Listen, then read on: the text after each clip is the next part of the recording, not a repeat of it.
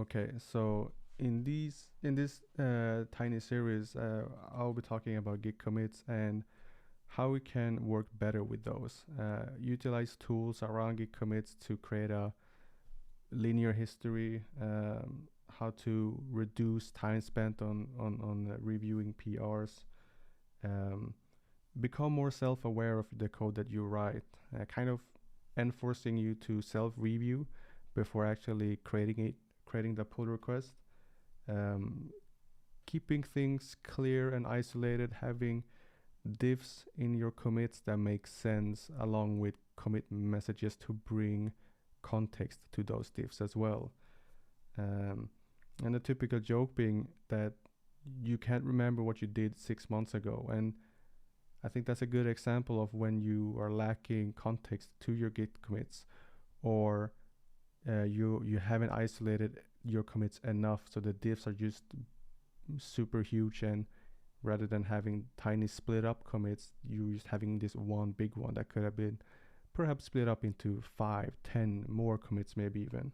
And it also helps for future selves, but as well as anyone who comes back having to read your code, and having that context, having those clean diffs just helps a lot to grasp the idea behind the solution that you have created.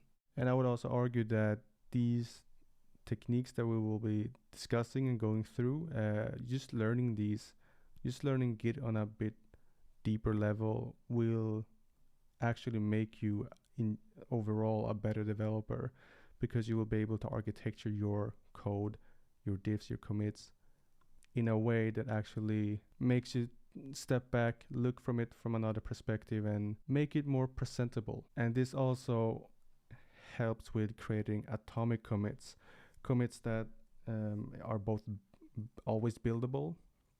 Testing always goes through, linting is always fine.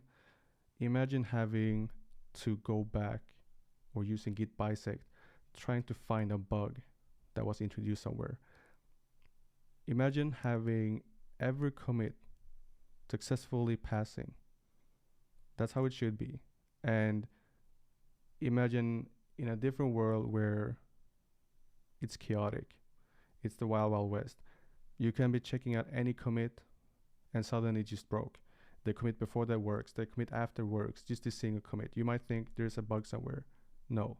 Well, something broke, but it was fixed in the coming commit after. So that was actually resolved in that same PR.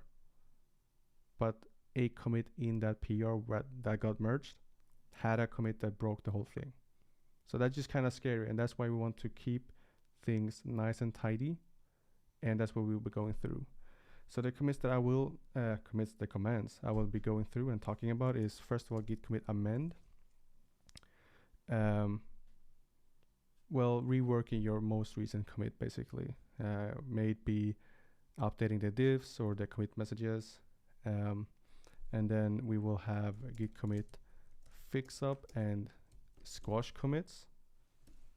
And that will also segue us into git rebase, which is necessary if we're working with fixup and squash commits as well.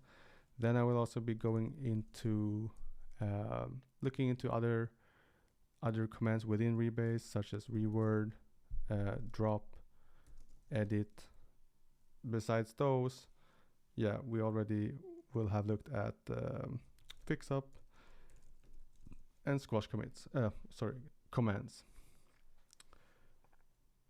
And also, as a bonus later on, I will also be going into how we can rebase epic PRs using a flag called rebase-merges, which has its quirks, and that's why I figured I might as well go into it. Not everyone works this way, where you branch out from the main branch, being master or main, whatever it's called. But you're branching out from your main branch, and in order to actually work on a project, and your team devs start branching out from that branch that you just separated from,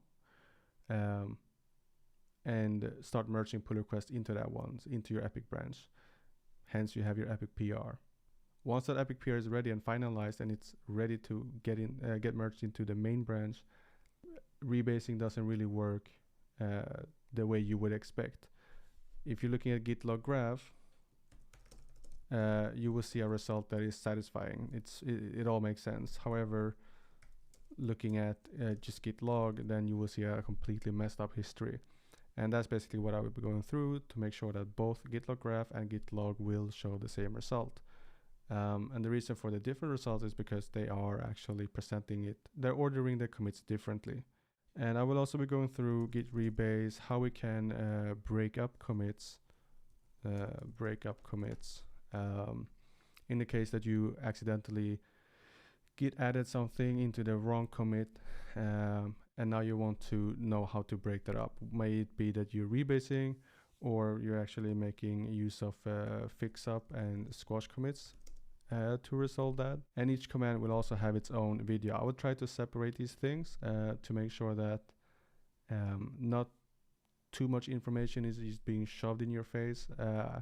I know that these things can be a bit overwhelming. It certainly was for me coming into this. So that's why I believe in kind of breaking things up, and hopefully that will make more sense. And hopefully with time it would be easier to just go back to a certain part of the video that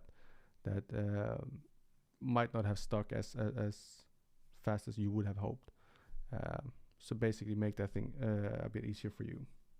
And if you feel like I missed something, please do let me know, because I will try my best to cover as many scenarios as I can think of.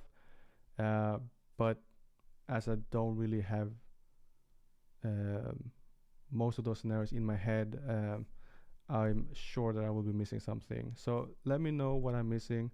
Let me know if there's any scenarios that I can help you with, and I will make sure that I can put in that time to actually help you, and how we can resolve that together. All right, let's get to it.